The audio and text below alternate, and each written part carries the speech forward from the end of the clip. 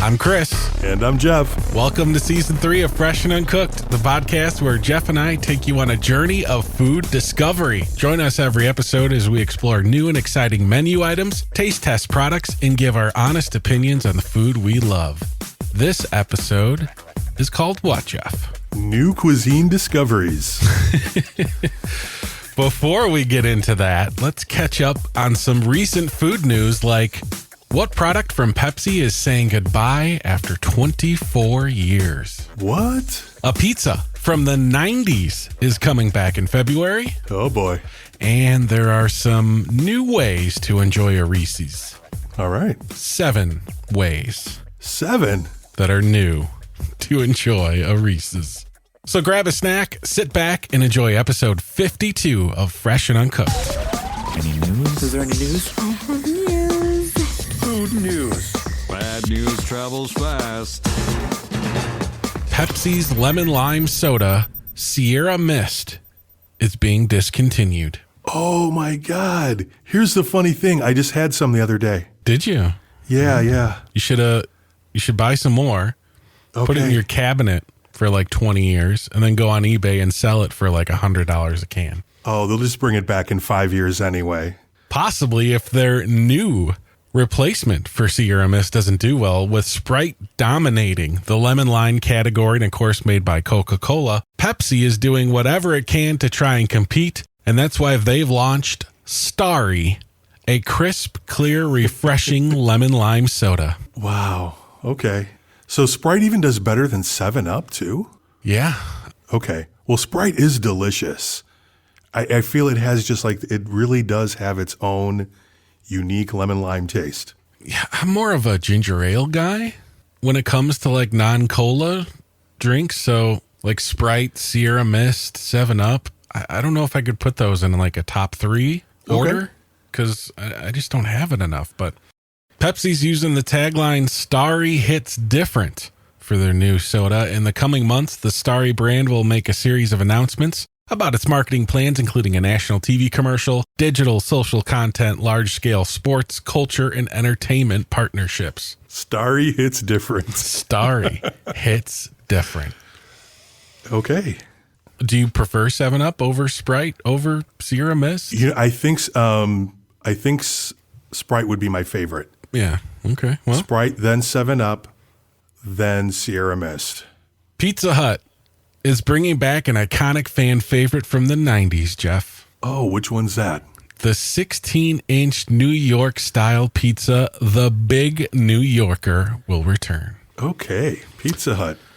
It's a limited time thing starting February 1st, but they said that Hut Reward members get early access, Jeff. Really? One whole day, January 31st. All right. Each 16-inch pizza features 6 oversized foldable slices with crispy crust, bold flavors, including a sweet marinara sauce, Parmesan oregano seasoning on top to mimic an authentic New York pizzeria. One order of the Big New Yorker extra large pizza comes with double pepperoni or one choose your own topping for a price starting at $13.99. It's not a bad price, especially in these times, right?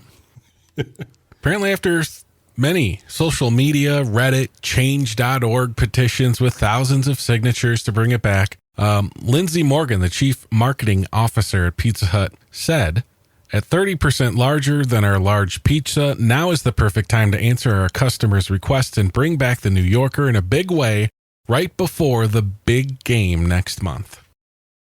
So they're hoping to sell a lot of these pizzas for the Super Bowl. There you go. I guess if you're going to put out a new pizza or bring back a pizza, it's a good time to do it. Yeah. A lot of pizza sales that day. I wish it would bring back the one that had the hot dogs, though, around the crust. They can keep that. Oh, that one was good. My only question is, can you get this as a stuffed crust? See, that would be great. That is the only thing I still enjoy from Pizza Hut. Good stuffed crust. No one else does it better. No, they're really good with that. And they also had a great salad bar back in the day. Back in the day, yeah. Play some Pac-Man. Oh, yeah.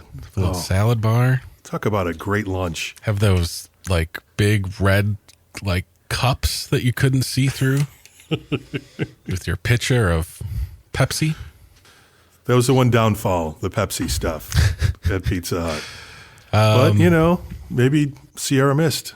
But Yeah, I don't think Sierra Mist was around yet back when Pizza Hut was when everyone was dining in at their local Pizza Hut.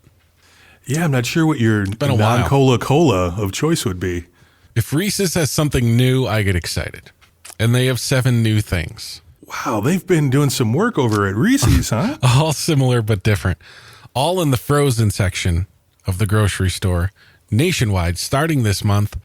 Reese's Peanut Butter Sandwich, Reese's Peanut Butter Light Ice Cream, Reese's Chocolate Fair Frozen Dairy Dessert, Reese's Mini Pieces Light Ice Cream, Reese's Peanut Butter Frozen Dairy Dessert Bar, Reese's Peanut Butter and Chocolate Cones, and Reese's Peanut Butter Frozen Dessert Cup. Where do you even start, right? It almost needs its own aisle. Yeah.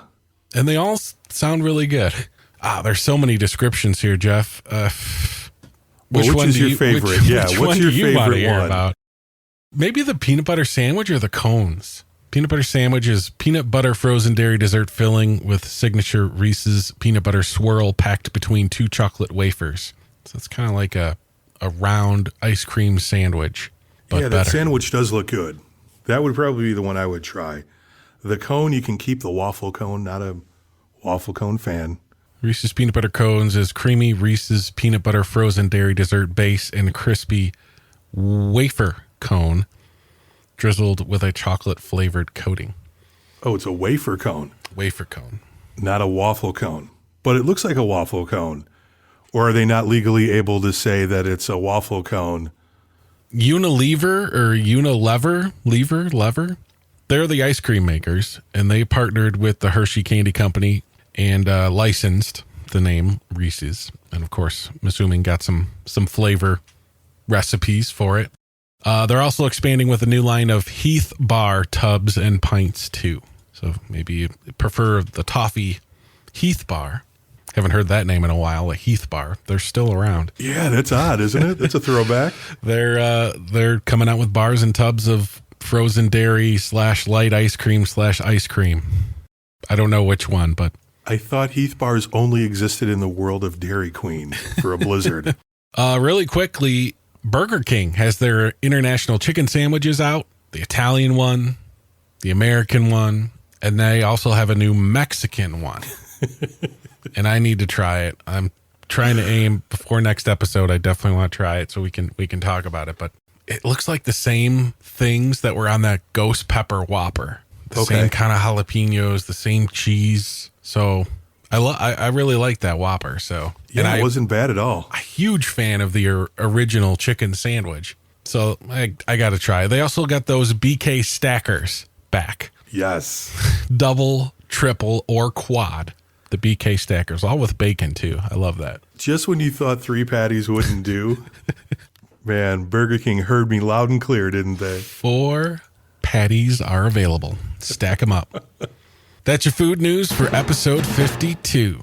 Are you always on the lookout for the next great thing to eat? So are we. In this segment, which we call How Does It Taste?, we'll be sharing our thoughts on some of the new food items we've tried recently and giving our experience a letter grade.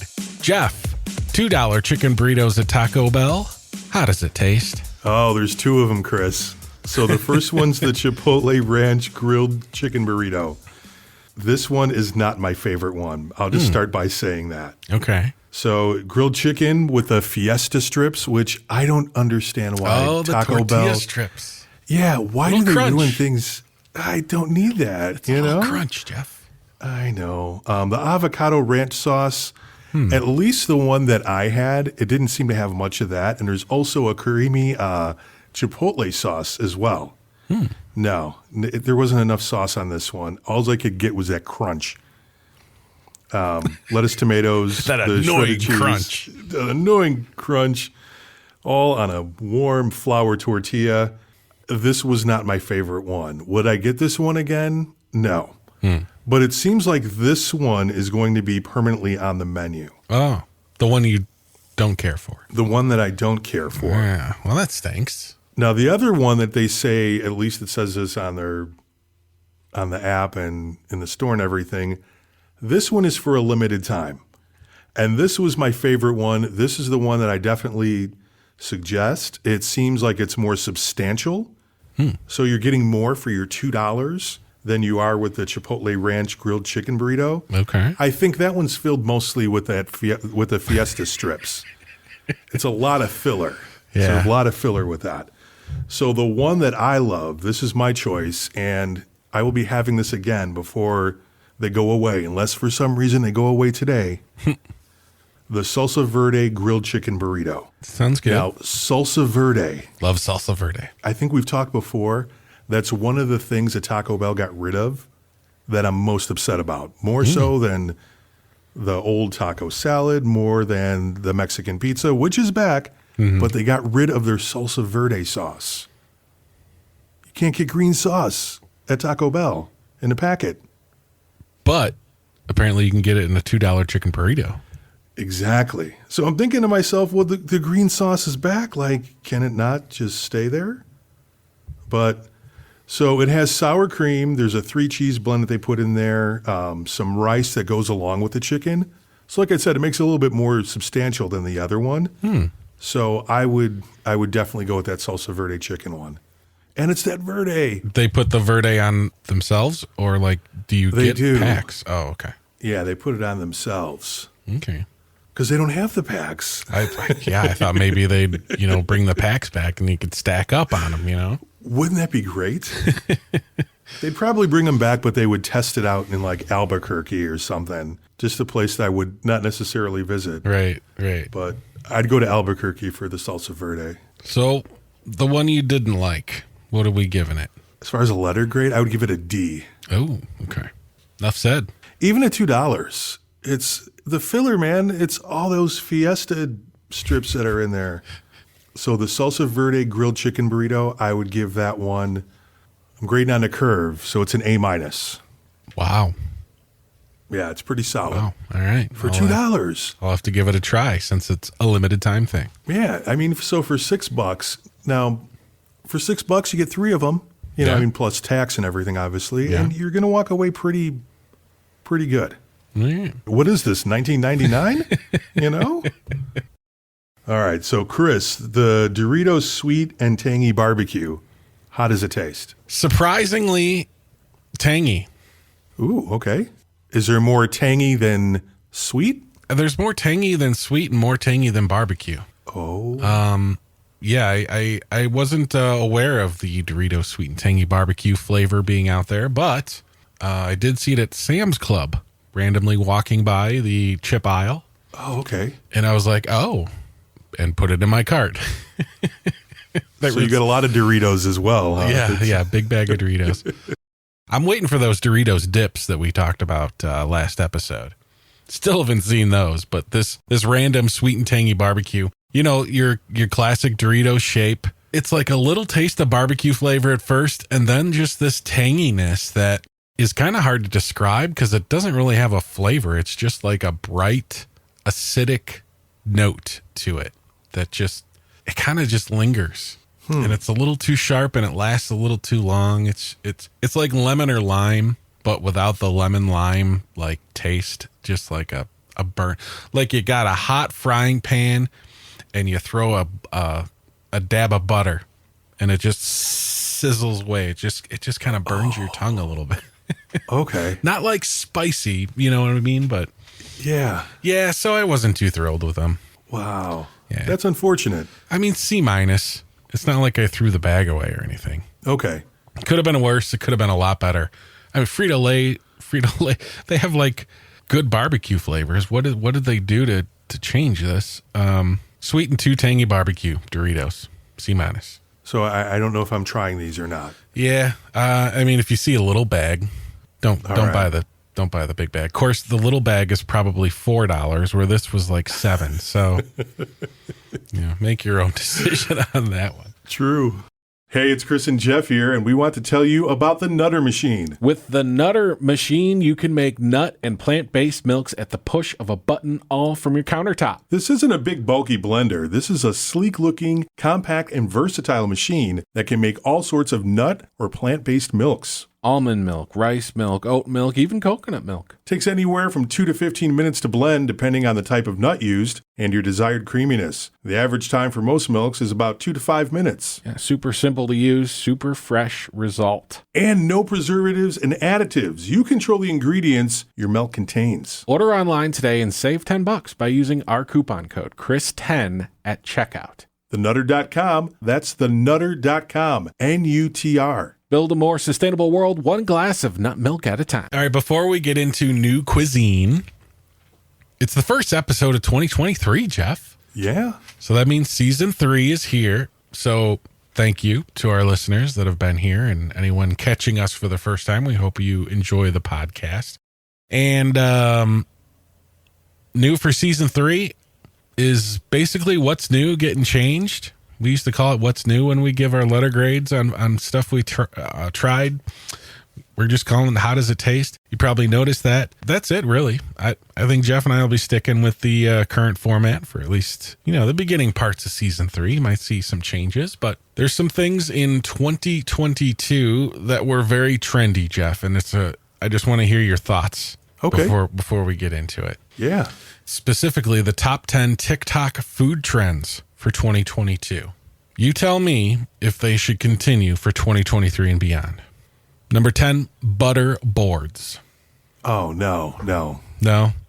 All the flavored butter, compound butters on a board, charcuterie style. Yeah. What do you think? Yeah, I agree. I don't think we need to continue that. I think that could be a 2022 thing. What about nacho tables? That was number 9 with 415 million views on TikTok. Nacho tables. No, I'm not down with that either. Get a card table, throw a bunch of parchment paper in and just build a huge plate of nachos, but it's a table. Yeah. No? That's a lot of nachos. That is a lot of nachos. It just sounds like it'd be fun to do. Number 8, kind of a surprising one. Cinnamon rolls. Ooh, cinnamon rolls are good once in a while. I mean, I don't mind them. Yeah. But why was it such a thing in 2022 on TikTok? I think Cinnabon knows what they're doing. 597 million views. Pink sauce was number 7. I don't know if you're familiar with the pink sauce story. What is the... Oh, I don't think it's good, right? It's basically, I think someone actually is helping this lady. Short story, short version of it. Influencer on TikTok made a sauce that kind of looked pink. Well, it was pink. It was very like Pepto pink, if you know what I mean. Okay. And decided to sell it to some of her followers and got lots and lots and lots of orders. And she's basically, I think, was just like making this in her garage and bottling it. And people were getting packages with this stuff leaking all over and, no nutrition facts and there's no ingredients list on this. Pink sauce was pretty viral. I think they actually have a legit food company now trying to bottle it up and sell it. So we might be seeing pink sauce soon. Okay. Birria tacos, number 6. Yeah, keep that going. Yeah, absolutely. I did a video on birria tacos. 9. You did. 22. Almost 1 billion views. How about number 5, mug cake? No, because those aren't ever good anyway. Yeah. No, not mug cake. Keep it. Number 4, pasta chips. 1.1 billion views. Pasta chips. That doesn't sound exciting to me. That sounds like something you'd fill a burrito with, to make it crunchy. Yeah. Pasta chips. I know you're going to like number 3, and I do too. Charcuterie boards. 1.2 billion views. Yeah, that's solid. Keep them forever. Nothing wrong with a charcuterie board. Depending what's on it, of course. But, the one I'm picturing in my head, in my thought bubble, has lots of cheese and sausage on it, and I'm digging it. Can't go wrong there. Baked oats at number 2. Just sounds so boring for number 2. It does. I mean, oats are good for you. High in fiber and all that other good stuff. 1.3 billion. So, I mean, keep it just for the nutritional value. Okay. It is. It's probably the healthiest thing that's on the list. Healthier than a big table full of nachos? Number 1, Jeff, I don't even know what this is. 3.4 billion views, cloud bread. Oh, I don't know what that is either. Apparently, it's a 3-ingredient bread. Never heard of it. And I'm on TikTok daily. I am too. I create You know videos, what? food videos for TikTok. No idea what Yeah. cloud bread is. Their algorithm, basically, I think all of my TikTok food videos are people taking so much cheese and putting it in pasta or Pouring it and pouring it and pouring it. and not even cheese. It's usually like Velveeta and Yeah. In a slow motion Man. pour. Yeah. just salty, cholesterol-ridden, unhealthy, horrible things. Most of the stuff that I see on TikTok as far as cooking is concerned, I wouldn't even eat. Yeah, you know what? My algorithm doesn't even show me cooking videos anymore. It's like Isn't that odd? it's like that's what I'm looking for, and obviously other things I have interest in too. And Yeah. but yeah, it's like almost everybody I subscribe to is cooking, but they don't show me cooking. Anyway, you know what should be trending in 2023? That's food related on TikTok. What's that? Fresh and uncooked. You got it, man. Yes, sir. So, new cuisine, Jeff. New cuisines that we'd like to try or have been trying lately is kind of the topic today. And Yeah. you mentioned to me that you kind of want to talk about Korean food a little bit. It's a new cuisine you're excited about, and you took a cooking class? Yeah, I did. Yeah, so I took a cooking class with the day job, and we went and we made the all the Korean stuff is very hard to say. You just have to remember it. So the bibimbap bibimbap. Okay. Yeah. So we made that the rice bowl where you put that in a clay pot or what have you. You put the rice in there, and that rice keeps cooking, so it gets crispy. Oh. And then there's vegetables and a protein that usually goes in there. Right. So we had like a Korean barbecue that was on top of ours. And man, it's delicious. Sounds good. So, of course, after taking this cooking class, the next day, I go to the Korean market. Well, not just the Korean market. I think I hit 2 of them. Hit 2 Korean markets. And just started looking at different things too. Now I was buying dumplings and other stuff, but there's just a lot of different things like in Korean food, and there's a lot of very unique flavors. I feel. I mean, there's things that are spicy, but there's things that aren't necessarily spicy, and for the most part, it's pretty healthy. So there's a lot of vegetables involved, but a lot of cool peppers and stuff like that too. When I think Korean food, and I don't know much about it, but I would love to try a lot of Korean food. Why not? Spicy comes to mind. Fermentation comes to mind. So like sour, spicy, and then grilled. Yeah. Like that's what kind of separates Korean from other Asian is kind of like the grilled beef, right? Yeah, a lot of it's open flame. Yeah. It's prepared on an open flame, which is really cool. That's awesome. And when you're thinking about kimchi, I mean, kimchi's delicious. Now, Kimchi. I mean, I've had Korean food before, and I've eaten it and stuff like that. But ever since I took this cooking class, it seems like it's popping up everywhere. You know what I mean? It's like when you buy a new car and you're like, oh, nobody has this car. And then you start driving around and it's, Me. everybody has this car. But yeah, the Korean food is really good. I like it. The gochujang Yes. is a paste that I'm familiar with. I'm not familiar with how it tastes, but that seems to be in it's definitely getting more popular, like a fermented chili paste. Yeah. It's in a lot of Korean food. No, it's really good. That was part of the meat that we had was marinated in that. Yeah, it was really good. Super spicy? Not super spicy. No? I mean, it can be if you want it to be, but it doesn't have to be. If you like taste the whole tube. Because I've seen it in stores and it looks like it comes in a toothpaste tube. Oh, I see it in a tub though too. Do you? Okay. Yeah. Well, I saw it at the Korean market and stuff like that. So I saw it at the maybe it's Jewels. different. Okay. I would imagine it's a little bit different. Yeah. I'd be curious to try it. Marinate some beef in it and throw it on the grill this summer. Sounds Yeah, good to there you me. go. So how about for you? Is there anything new that you've tried that's kind of maybe been around, but I guess trending with Chris? Nothing I'm necessarily seeking out. Korean food sounds good. I would try that. And when you were talking about how you like took the cooking class, and then all you're seeing is like Korean food this, Korean food that. I kind of feel like Indian food has kind of been trending upwards lately too. Okay. As a cuisine, as a culture. And I've never tried any Indian food. Oh, I just had Indian food recently as well. Really? Just the other night, yeah.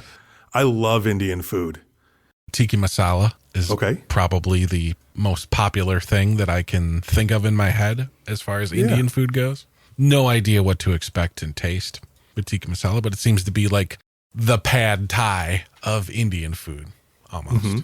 Yeah, and see, once again, too, when people think of Indian food, they think of spicy. Now, is it super spicy? It can be, but it doesn't have to be.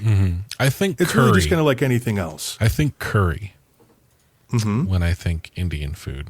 And Well, I've but never there's had so many Indian different food. types of there's so many different types of curries as well. Right, You know, right. the curries all have a different, unique characteristic with each one. So, yeah, I love Indian food. What Indian dish do you usually like to try? I usually get a lamb biryani, Wow. which is like a rice dish with lamb and a bunch of vegetables. Lamb, huh? Yeah, it's really good. I don't know if I'd be trying any lamb, but Oh, it's it's pretty much just like beef, but yeah, I know. just a little bit. I have little had bit lamb different? before. Just don't care for it. Like what type of lamb did you have? Like a leg of lamb or? Yeah, leg of lamb, lamb chop. Okay. Yeah. Yeah, see, I wouldn't necessarily eat those, but the way that they prepare the lamb at least with the Indian cuisine, is kind of turns out a little bit different. Really? So a naan bread, do you like the naan bread? I guess a I've had flatbread? naan bread. I think I've made pizzas on naan bread. Yeah. Why not? Yeah, it's pretty much like a flat bread. Yeah, like a pita. I don't know how it's different than a pita, other than when I see naan bread at the store and I see pita bread, naan bread is usually sort of ovalish, where pita's generally perfect circles. Again, at the store. But I don't know what the difference between the two breads are. But pitas you can usually open up into like a pocket. a pocket, sure. You know what I mean? Sure. And then the naan bread is just sort of like that layer of dough.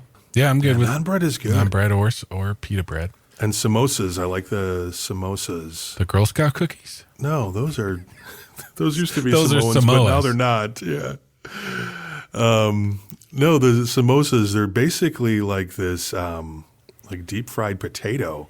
It's like potato and there's a bunch of really good Indian spice inside of there. Sometimes there's peas and carrots and what have you. But it's like a mashed potato and then it's like deep fried, like in a pocket. It's pretty good. Wow. Yeah, that sounds very good. Like an Indian empanada is a good way to describe it. Yeah, maybe? okay, right. Yeah, I like it. I'm always so very hesitant when I'm describing food from different cultures and stuff like that, because I know that there's a proper way of stating it, but that's the only way that I can kind of describe it. You know what I mean? It's It's a good way to it's describe pretty it to tough. somebody who's not familiar with it too. Yeah. Where and I you say usually think that empanada. I'm pretty good at that, trying to describe, how something tastes to someone. I don't think everything tastes like chicken.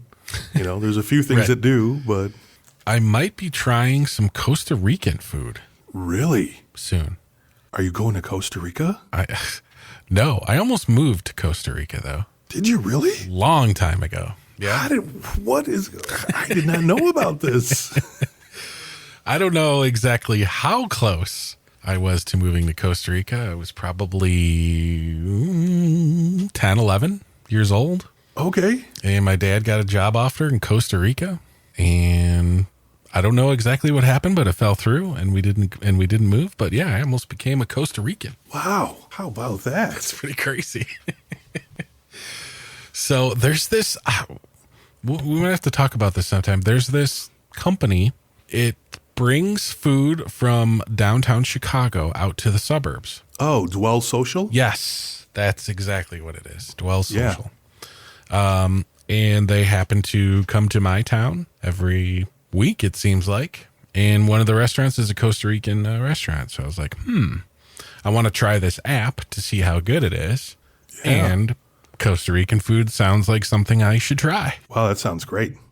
obviously it's not fresh from their ovens, but it's, I'm assuming it's something you just kind of heat up at when you get it delivered to your house. And Right. I'm sure it travels well, right? I would think so. I'm sure their menu choices are limited to things that would, be okay traveling and there's probably some assembly required at home, that kind of thing. Yeah.